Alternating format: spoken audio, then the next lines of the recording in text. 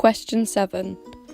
Looking back on your preliminary task, what do you feel you have learned in the progression to your full product? Firstly, it looked like a magazine. It had basic conventions of a normal magazine. This included features like a masthead, the contents, hook lines, strap lines, which are all labelled in the picture below. This is successful because it means it shows my knowledge upon the basic codes and conventions of production and layout within the magazine, and my knowledge is shown then onto the page. Also, other successes of my magazine I thought were: 1, there was a clear structure and organisation throughout the 2 pages in which I did. The colour scheme stayed the same and was consistent in meaning as well. My magazine Hitch was based around school problems, so the theme had to stay up on topic. In my photography, I feel like this theme would be successfully discovered by the audience. As well, it showed to me the importance of planning and researching before the production, due to making the process faster, but overall making a better standard product. The mastheads, which is the title name of the magazine, as you can see here, the difference between the mastheads is significant. The one in Hitch is a lot smaller and not as noticeable.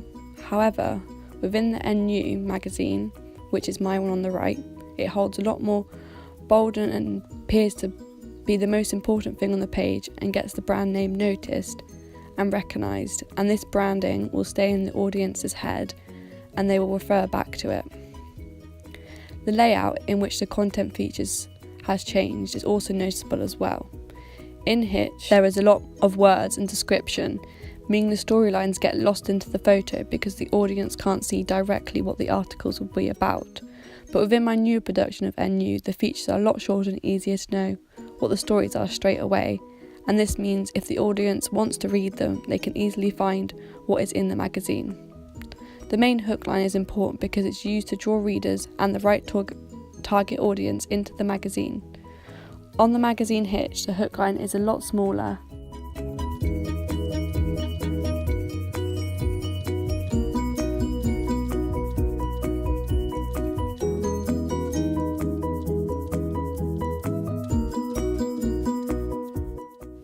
The overall photography of both pages concludes a big difference and shows upon what I have learned.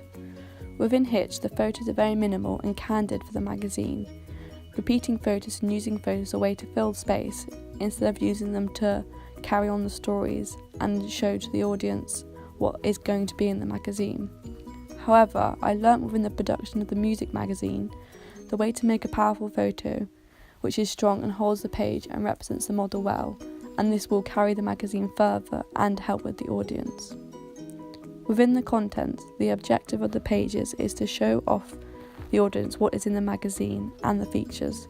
The main thing I learnt was the placement and layout of the contents. The contents are fairly messy in my Hitch magazine and there's no obvious columns or structure to the page. However, you can see that on the music magazine everything is organised within columns and there's structures to the page with all the placing. Also, it's more pleasing and inviting to the audience because they won't struggle to read it or have to look places to find the information they want. I also learnt to keep consistency within all pages of the magazine.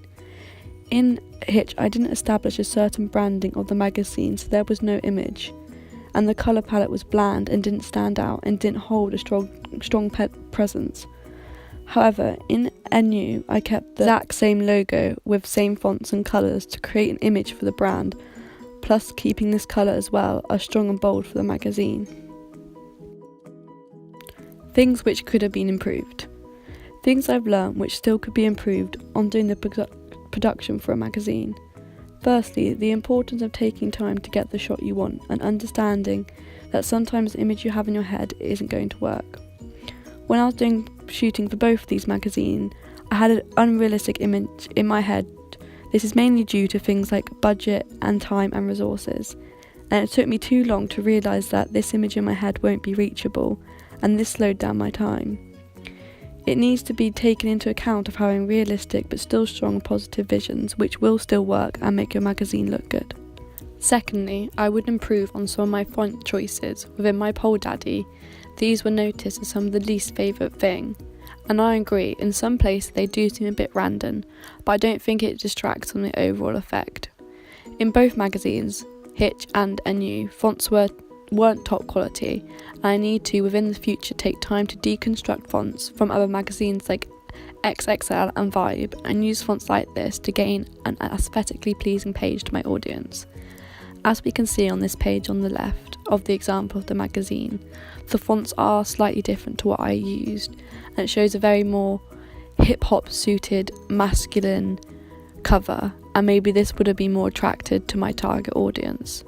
In the future, I would, when deconstructing in planning, I would look more into the fonts and trying to find out what the actual fonts are they use in the production of these high-end big magazines.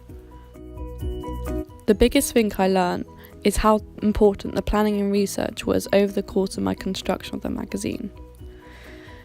Research.